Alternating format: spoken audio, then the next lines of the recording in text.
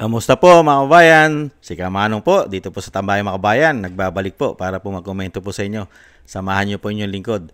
Magandang umaga po, tanghali, hapon, gabi. Madaling araw po sa ating lahat. Sana po nasa mabuti po tayong kalagayan lahat mga kababayan. Umpisa na po natin mga tambay. Ito po, komentuhan po natin mga kababayan. Sa kabila po na nagpahayag ang Pangulong Marcos sa kanyang SONA na isang damukal daw po ang nagkakapera at korupsyon sa ating bansa. Pero nakapagtataka po, nananatili po sila. Yung may mga issue po ng isang damukal na issue na korupsyon, ay sila na naman po ang uupo sa 20 Congress. Nadagdag pa, tumaas pa ang posisyon yung isang Marcos na kauna-unahan pumirma sa impeachment ng Vice President. Tumaas pa ang posisyon mga tambay. Pangalawa pa sa Speaker. Ibang klase. Yung isang damukal na issue ng korupsyon at gustong paimbestigahan ng Pangulo, sila po ngayon ang naghahari na naman, hindi napalitan. Pakinggan po natin ang balita, mga kababayan. Nananatili sa pwesto ang mga pinuno ng Senado at Kamara ngayong 20th Congress. Senate President pa rin si Senator Cheese Escudero matapos makakuha ng suporta ng supermajority ng Senado. Si Senator Jinggoy Estrada pa rin ng Senate Pro Tempore, habang napiling majority leader si Senador Joel Villanueva. Otomatikong minority leader ang natalo sa Senate presidency na si Senator Tito Soto. Sa Kamara naman, si Congressman Martin Romualdez pa rin ang House Speaker matapos makuha ang 269 sa 290 na boto ng mga kapwa kongresista. Senior Deputy Speaker naman si Congressman David J.J. Suarez. Majority leader naman ang anak ng Pangulong si Congressman Sandro Marcos. Minority Leader si Congressman Marcelino Libanan.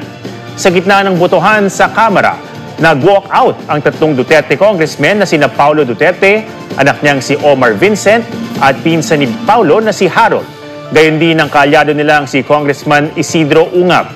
Sabi ni Congressman Paulo Duterte, ginawa nila yan dahil ang kinakatawan nila ay ang mga mamamayan ng Davao City, hindi ang anyay political puppeteers o ang mga nagpapanggap lang na public servants sa Kongreso pero pansariling interes ang habol. Huwag magpahuli sa mga balitang dapat... Totoo po yung mga tambay. Puro pang sarili interes lang naman talaga eh. Mga tambay. Sila-sila rin na naman. Isang damukal na tatlong taong korupsyon. Mismo ang Pangulo ang nagsabi, yung kaalyado nilang Pangulo, na talagang grabe ang korupsyon, lalong-lalo nga sinabi sa flood control. At sino po ba ang gumagawa ng proyekto na yan at budget na yan? Hindi po ba mga congressman? Pero ngayon, sila-sila pa rin. At alamin din po natin mga tambay, at dito po, nagsalita rin po Speaker about po sa 20 Congress na darating, ay yung sinasabi po na yung impeachment ng Vice President mga tambay. Meron pong pahayag dito ang Speaker. Pahinga po natin, setup ko lang po. Ibang klase, no? Gustong sugpuin ang korupsyon, pero sila pa rin ang nanunungkulan. Ganyan po katindi sa atin. Pakapala na lang po ng mukha, mga kabayan. Puro salita. Alam naman po natin, pagdating po sa ganyan, talagang salita lang naman po Dahil nga po ang ating Pangulo, mga kababayan, magaling po yan. Pagdating lang na SONA. Sa SONA, iset up ko lang po mga tambay. Ito po, tingnan po natin.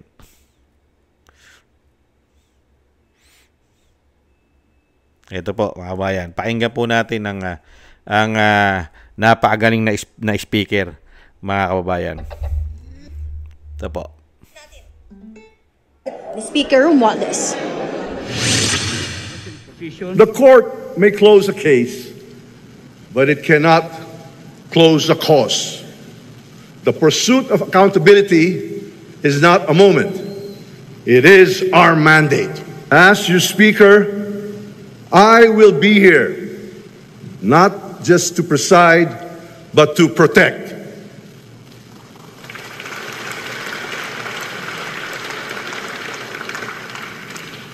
Hindi ko kayo iiwan sa gitna ng unos.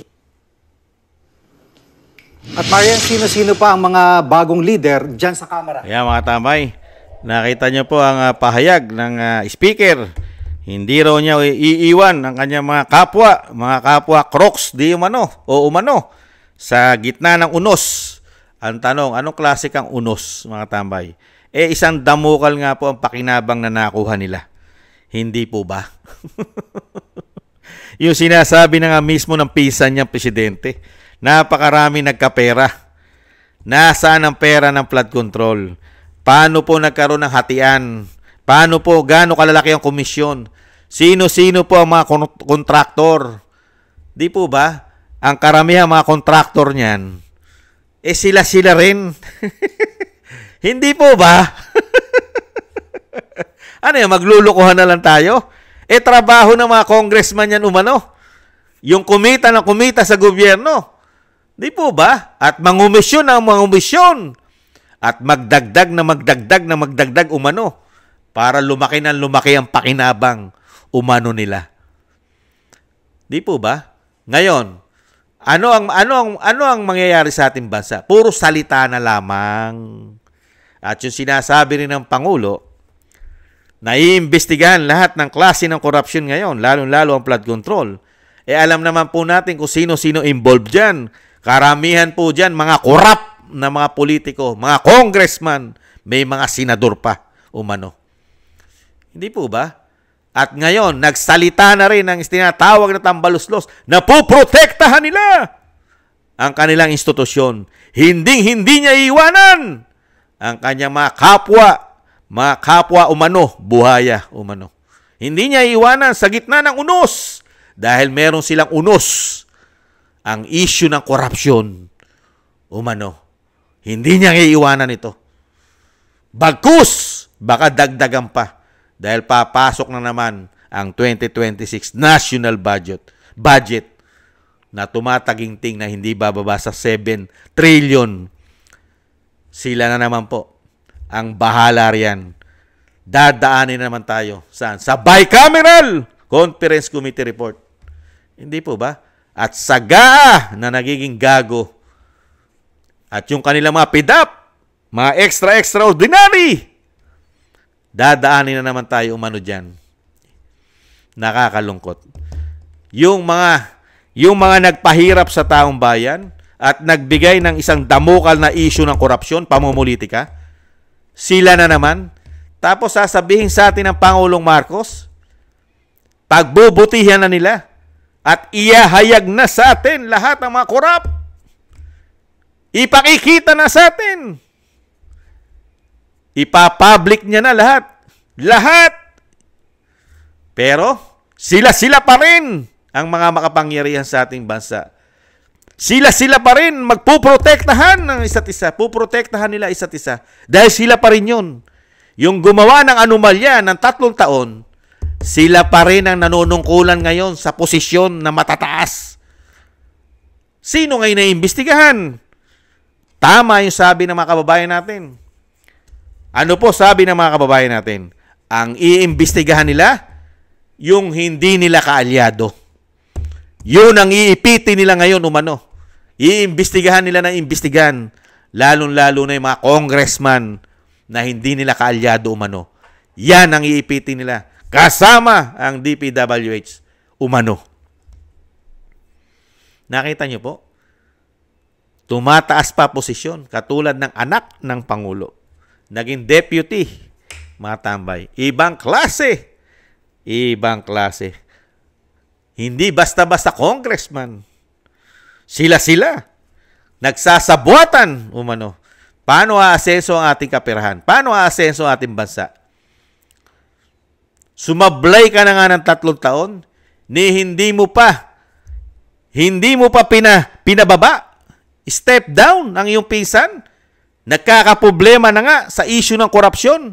At mismong ikaw umaamin. Nagkapalpak ang iyong proyekto. Mahigit 900 plus billion ang ginastos natin sa flood control sa 3 taon umano. Saan napunta ang mahigit 1 billion araw-araw na ginagastos sa flood control?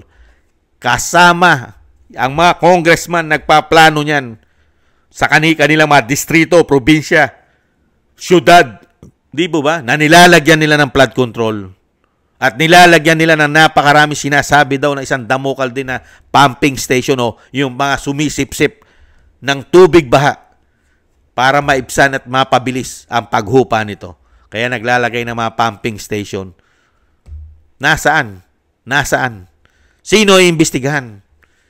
Iimbestigahan mo ba yung mga congressman? Yung gumagawa ng budget ng 3 taon na nanungkulan sila? Iimbestigahan mo ba ang speaker? Iimbestigahan mo ba isang Sandro Marcos? Sige nga. Sila Suarez. Iimbestigahan mo ba yan?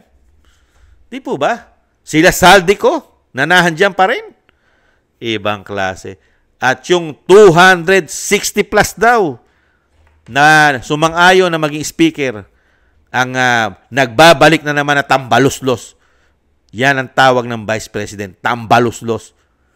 Sinabihan na nga ng Vice President, tanggalin na yan. Di ba sabi ng Vice President, tanggalin na yan. Napakarami ng pera ang nakuha raw niyan sa bayan natin.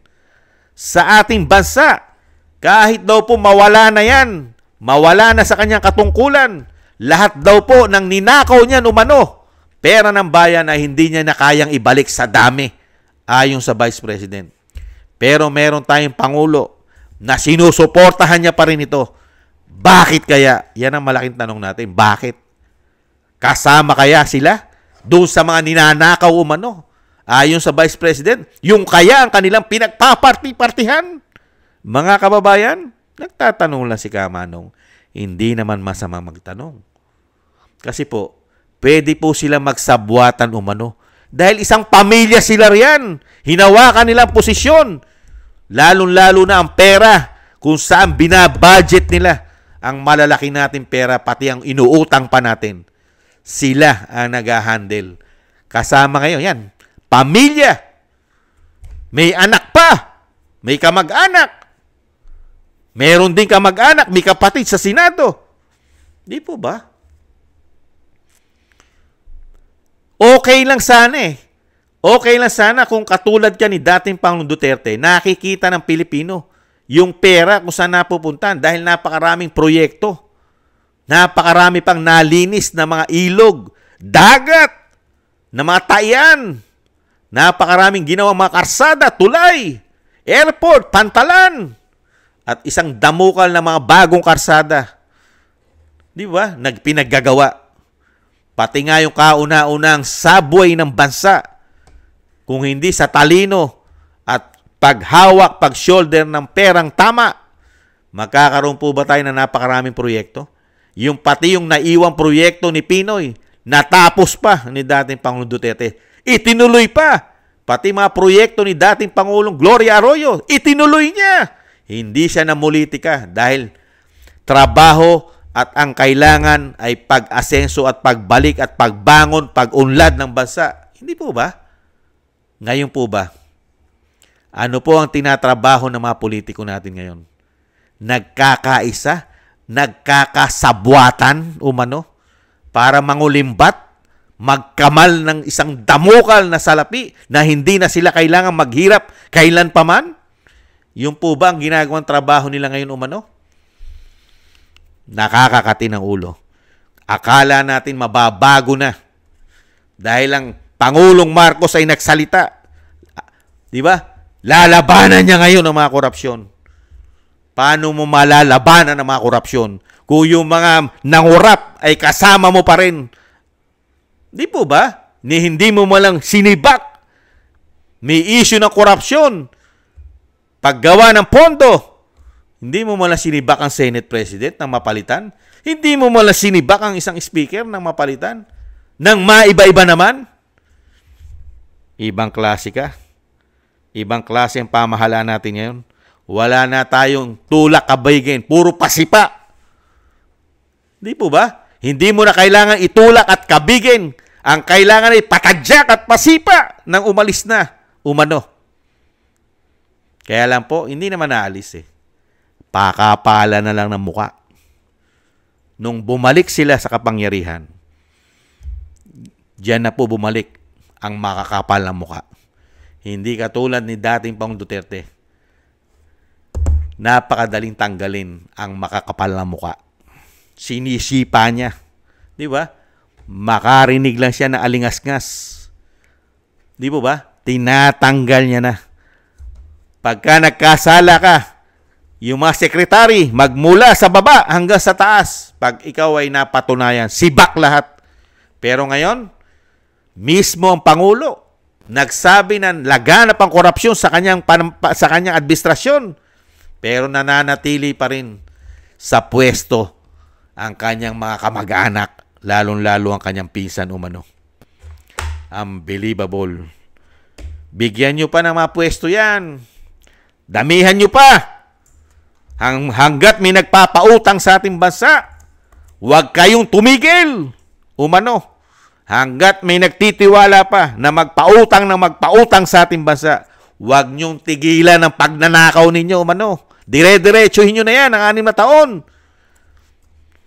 Wala naman kayo kabusugan. Meron ba? Ang tingin nga namin sa inyo umano para kayong mga baboy, para kayong mga aso, para kayong mga buhaya na wala kabusugan sa pera namin umano. Di ba? Baon na tayo sa utang saan napupunta inutang? Marami nangungumisyon. Maraming mga nagpapasobra. Di po ba? Kaya samantalahin nyo na. Hanggang hindi kayo nawawala sa pwesto, pagsamantalahan nyo ng pagsamantalahan ang pera ng taong bayan umano. Diyan naman kayo masaya. Wala naman kayong pakialam sa mga Pilipino. Tama yung sabi ni Congressman Pulong Hindi naman naglilingkod yung mga yan. Iba ang pinaglilingkuran niya, mga pangsariling interes. Hindi katulad ng mga Duterte, ang pinaglilingkuran nila taong bayan doon sa kanilang mga distrito. Bakit nga naman siya maikisawsaw dyan? Puro iba ang layunin ng mga yan. Pangsariling interes. Hindi po ba? Kaya magbibigay na lang po ng advice si Kamanong sa mga ito. Dahil nagsama-sama pinataas pa nga mga katungkulan Di ba? Yung kauna-unahang pumirma sa impeachment ng isang Sandro Marcos, nabigyan pa ng magandang posisyon. Pangalawa pa siya ngayon sa speaker. Deputy speaker pa tawag dyan. Ibang klase. Pangalawa kanang kamay ka pa ngayon ng speaker. Unbelievable. Kaya, ang advice na ni Kamanong, dahil wala kayong kabusugan, umano, kayo'y laging gutom sa pera namin, umano, hanggat may nagpapautang sa Pilipinas, sakmalin nyo na sakmalin. Ibaon nyo kami ng ibaw sa utang nang kayo'y mabilaukan naman, umano. Yan po mga kabayan, ang nakakalungkot po. Dinala po tayo sa zona na lalabanan ng mga korupsyon at iyahayag lahat ng mga korap na mga politiko. Pero yung mga sangkot at nagbigay sa atin ng 3 taong korupsyon, sila pa rin po ang nanunungkulan. Hindi na bago, tumaas pa ang iba. Yung iba nabigyan pa ng mga magagandang pwesto.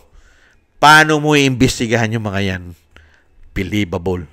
Mapapakamot ka na lang, mga kababayan, ng ulo. At mapapamura ka na lang sa sama ng loob, mga kababayan. Maraming salamat po, mga kababayan. Nakakalungkot po nangyayari sa ating bansa. Dinadaan lang po tayo sa pangako at salita. Pero sa gawa, wala tayong nakikitang gawa at walang aksyon. Yaya'y sinasabing tututukan ng korupsyon, malabo pa yan sa sabaw ng pusit nila. Ang iimbestigahan lang nila, 100% kalaban nila sa politika. Hindi po ba? Thank you po sa nagusto po ng ating tambayang makabayan sa YouTube at TikTok. At ganoon din po sa mga nagko-comment, like, share, and subscribe. At maraming salamat po sa ating mga subscribers. Mabuhay po kayo mga kabayan. At ingat-ingat po sa inyong pong mga paggawa. At ganoon din po sa ating mga nagbibigay ng biyaya at tulong.